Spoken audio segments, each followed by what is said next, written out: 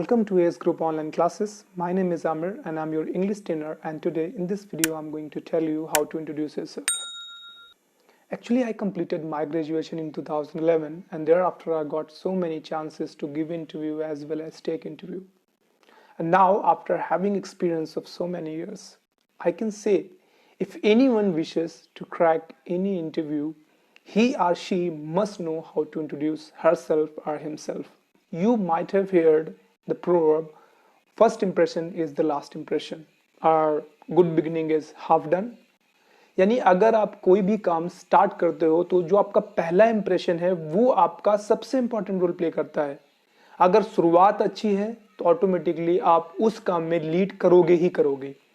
अब मैं ये क्यों बता रहा हूं आपसे, when you are going for the interview, the next person who is sitting in front of you, your interviewer, is going to ask always the first question is introduce yourself. आपका जो इंटरव्यू ले रहा है आपका interviewer, वो हमेशा आपसे सबसे पहला सवाल यही पूछेगा, अपना इंट्रोडक्शन बताइए, tell me something about yourself, और brief yourself, give me your short introduction, और there are many ways, but point वही है.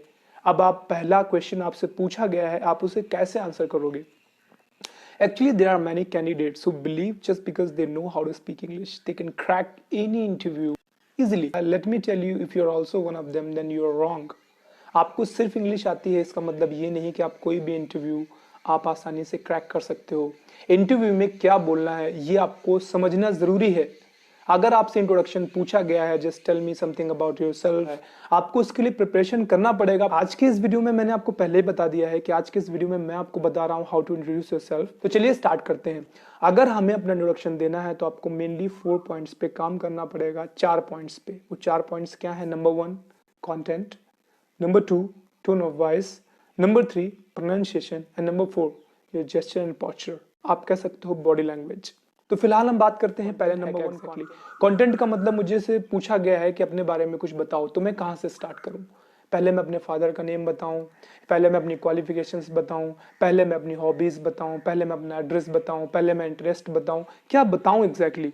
ये है आपका कंटेंट. कंटेंट में रहेगा कि आपको किन किन चीजों को बताना है और कैसे बताना है.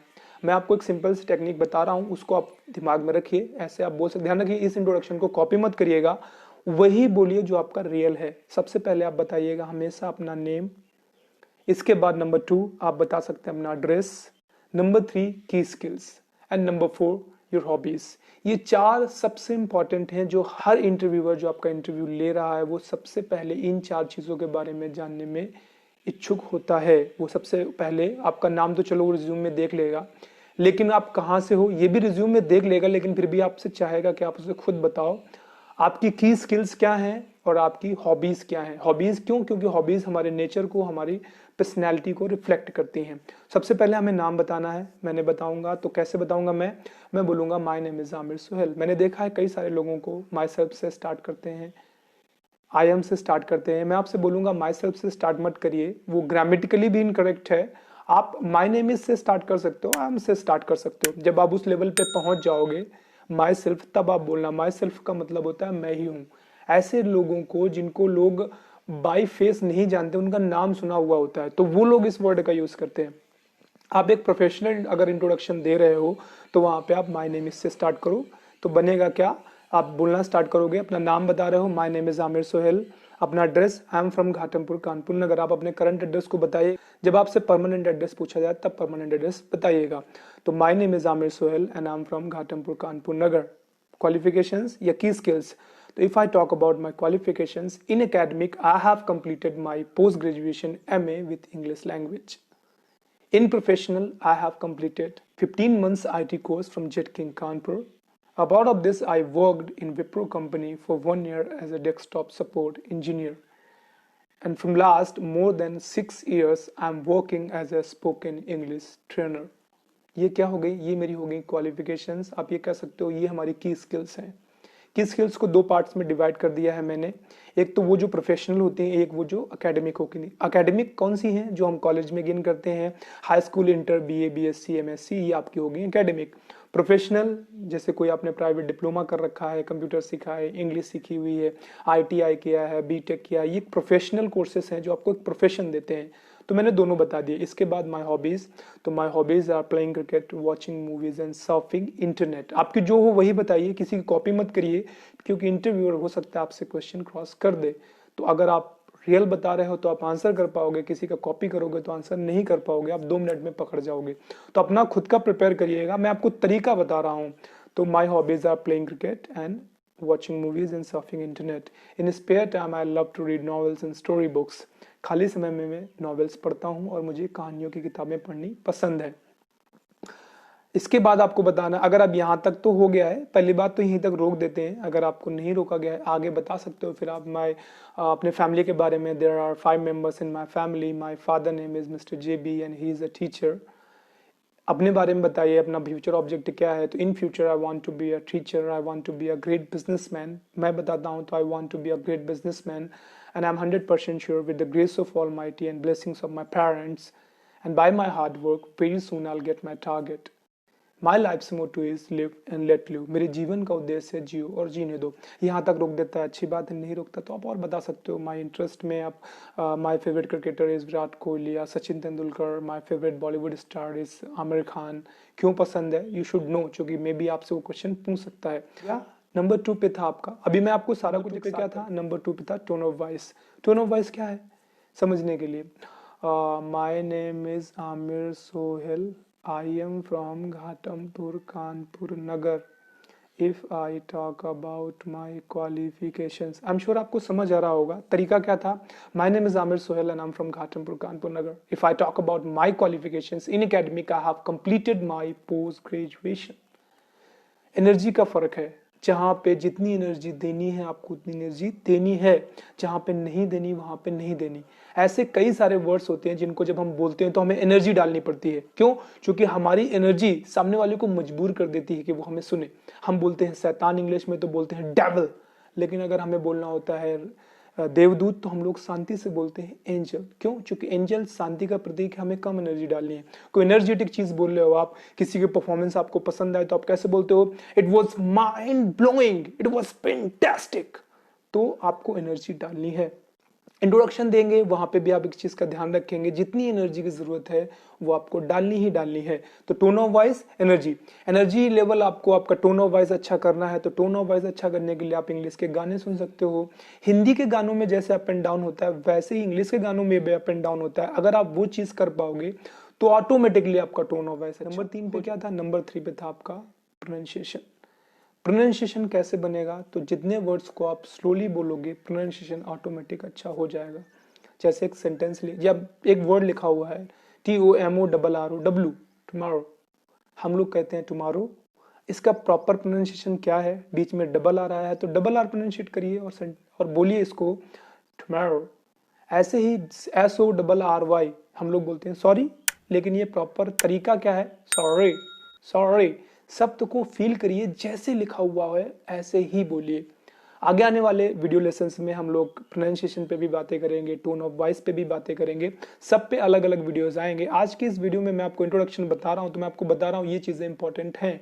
कई बार क्या होता है कि आपने अपना इंट्रोडक्शन स्टार्ट किया, स्टार्ट करते ही आपसे इंटरव्यूअर बोल देता है कि ठीक है I will see you later या I will tell you the results later. मतलब क्या हुआ, कई बार होता क्या है कि शाह और सा में फर्क हो जाता है और वहां से उनको वो चीजें पसंद नहीं आती, हो तुरंत से आपसे बोल देते हैं गेट लॉस्ट।